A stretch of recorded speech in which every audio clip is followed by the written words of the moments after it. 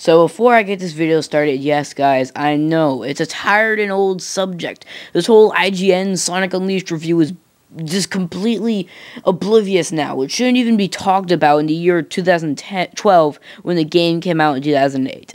But I still find this review to be complete grade A bullshit. IGN gave this game a lower score than Sonic 06. A game like E.T. and Pac-Man for the Atari, yes, I just said that, couldn't even get a lower score than Sonic 06. And I'm not joking.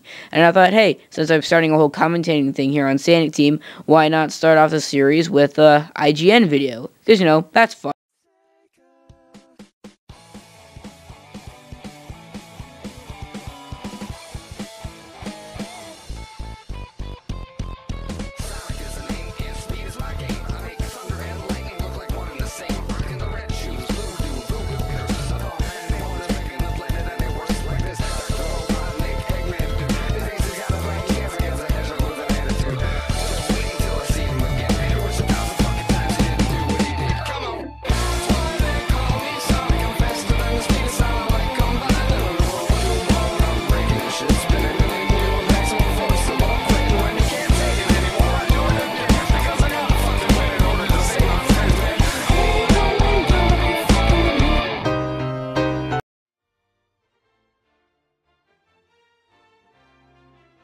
There's one thing you should know about Sonic Unleashed before spending your hard-earned money on it. It's a big piece of garbage. Big piece of garbage. Actually, considering the quality of the last two Sonic games that came before Unleashed, Sonic and the Secret Rings and Sonic 06, Sonic Unleashed isn't that bad of a game. Sure, it's not the best Sonic game, and sure, it's not a great game, but I think it's an okay game, and yes, I liked the Werehog. Now go flame me. Probably be enough to warn off anybody who's thinking about playing it, but I guess we should talk a little bit more about it, just in case you like to hear this tortured sound of my voice. Indeed, it's games like this that make reviewers rethink their lives. Okay, answer me this, Mr. Hillary Goldstein.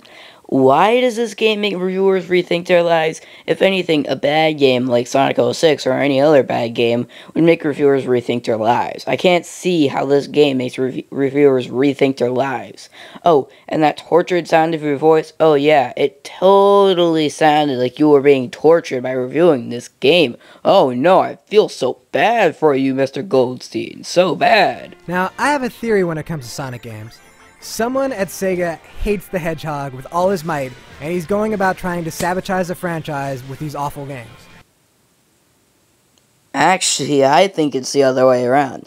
I think there are similar reviewers at IGN who hate the Hedgehog with all their might and are trying to sabotage his reputation with these awful reviews on subpar games. IGN is the only logical answer that makes sense to me, and why you guys are still on the internet today still baffles me. This is the only explanation that makes any sense to me. Pretty much every decision made for this game was the wrong one, and Sonic ends up taking more beating than a piñata because of it. You didn't even try to hit that button combo, didn't you, Hillary?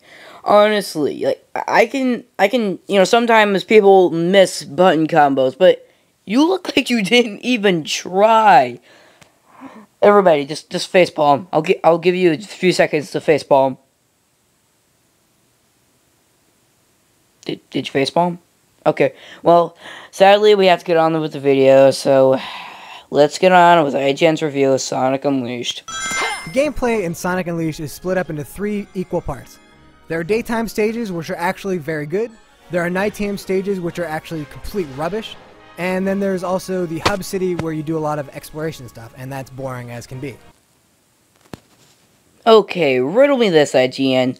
Back in 1999, when you guys reviewed Sonic Adventure, you guys praised the game highly. And that game had hub worlds where you talk to people and they basically had nothing to say, which is not something you said right now, but something you say later in the review, which I will pull up again. But you highly praised Sonic Adventure. And I remember you highly praising your hub worlds. So you're contradicting yourselves, now aren't you, IGN? Now, this might not make sense because Hillary didn't review Sonic Adventure, but still, This is shameful. This literally is shameful when they start contradicting themselves. Daytime stages are actually pretty fun. It's fast platforming that is mostly on rails, and for a brief moment you might actually think to yourself, wow, this is what a current gen Sonic game should be.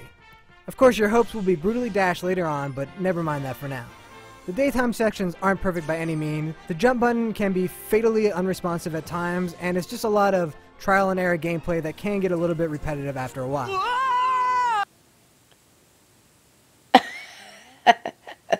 Okay. First the button combo.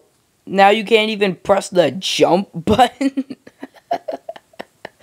Honestly, you guys are making this game look way too bad. Well, actually, how are they going to explain the rating that makes it lower than Sonic 06? Actually, yeah, it's kind of have to do that. But seriously, I'm starting to think that Hillary has butterfingers, because I can make a jump. A 5-year-old, a 2-year-old can press an A button and make a jump like that. And only contain these daytime section, it wouldn't be such a bad thing, and actually, it'd be a pretty good game. You know, I can even overlook the stupid airplane part that they stuck in, which is a rail shooter where you don't actually really get to shoot guns. But see, the problem is, the sun goes down. And what happens when the sun goes down? Well, of course, Sonic turns into a werewolf. Oh, excuse me, werehog, if you want to use the official term. You did it, IGN. You finally broke me. You guys just showed off your true colors. When you were talking about that little flying thing where you said it was a shooting on rail thing where you don't actually get to shoot guns, you guys just showed yourself that you guys literally are like Call of Duty and FPS fans. Now, I have no problem with Call of Duty games. I think they're okay games. I don't have problems with FPSs. I think they're okay games. They're just not the best video games of all time. No video game deserves to be called the best video game of all time. Not even Super Mario Brothers. But IGN, you just showed off your true colors. If somebody was to make this video in 5 seconds, they would just show that clip. That one clip. Terminology. Now, the reasons why he does this as well, it's not really worth getting into. However, you should know that the game changes completely. Gone is the speed of Sonic, replaced by a bunch of boring, brawling sections. The frame rate's bad, the camera's bad, and the fighting stuff is just tedious and terrible. As a werehog, you go around beating the crap out of stuff and performing a bunch of really bad platforming sections. Oh yeah, and you have stretchy arms, because, you know, everybody knows that werewolves have stretchy arms. Oh, I'm sorry, Mr. Goldstein. Do you feel so tired from this review that you think you don't have to go into detail about the werehog and just explain a little few things about it? Well, no, get off your ass and just do the rest of the review. Honestly, when you're doing a review, you don't say little tidbits and only a few things about why you think it's bad. You say everything about it that you think is bad. Like, every way you think is badly. You have to say everything you find bad about the game. You can't just say a few things. Oh, and the things he does complain about, bad frame rate? Are you fucking serious? I've played the game before, and this beautiful crisp HD, especially in the werehog stages. And stretchy arms, yeah, because in a Sonic game, which definitely isn't real freaking life, can obviously, a Sonic game, which is definitely real life, because obviously have freaking werewolves have stretchy arms. Honestly, guys, this is the part where I said it could get worse. But the bad part is, it gets worse. Way, way worse. Even worse is that these stages drag on for like a half hour each. There's no excuse to extend the pain this much, especially since the fun daytime levels only last 4 or 5 minutes. Sonic the Werehog makes Biggs the Cat look like an endearing character. Yeah, it's that bad. Just shut up. Just shut up there, IGN. No Sonic character is worse than Big the Cat. Sure, Elise is bad, but she doesn't come freaking close to Big. With Elise, we didn't have to play as her. Sure, we had to carry her, but we didn't have to play as her. In Sonic Adventure, we had to play as Big in order to get to the final boss. That was a pain in the ass, because Big's story was longer than Knuckles' story or Sonic's story. And the worst thing is, it introduced fishing. And that was the worst part about it. So saying a Sonic character is worse than the worst Sonic character ever made is something unbelievable. Big the Cat is the worst Sonic character ever made. Elise comes pretty damn close, but we didn't have to play as her. We had to play as Big the Cat. And that's why I think Big the Cat is the worst Sonic character of all time. Even if there were just those two kinds of levels, this game wouldn't be that bad. Sure, you'd have to endure the horrible nighttime levels, but you'd always know that the daytime was coming soon enough and you'd get to enjoy those. However, Team Sonic didn't want to let any slip-up happen. They had to make this game bad. So how do you make it worse? Well, first, you add completely unnecessary RPG elements. You gain XP for every bad guy you kill, and then you can spend this XP to increase things like Sonic Speed or your Werehog's moveset. It's not so terrible, but it does seem unnecessary. I mean, really, do I need to pay to upgrade Sonic's speed? Shouldn't Sonic be as fast as he can be from the get-go? Isn't that the reason why I bought a Sonic game in the first place?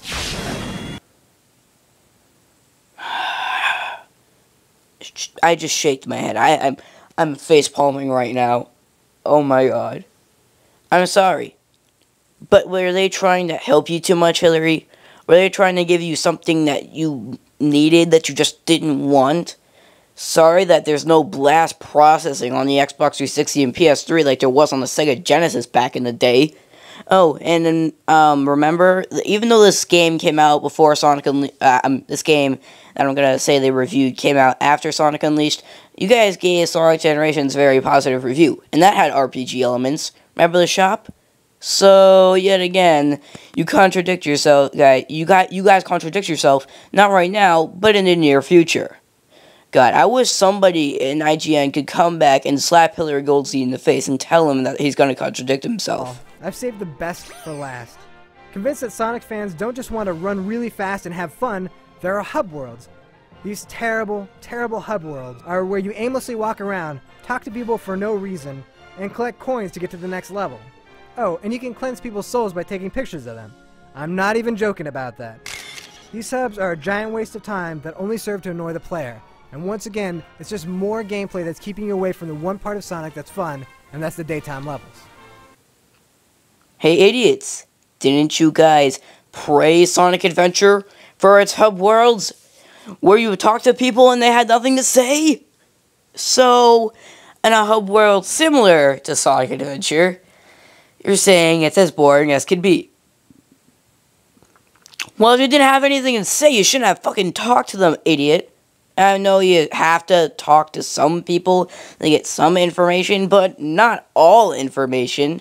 And yeah, I agree, taking pictures of people to cleanse their souls seems pretty weird. But if you're going to complain about the hub worlds, complain about the Wii version's hub worlds.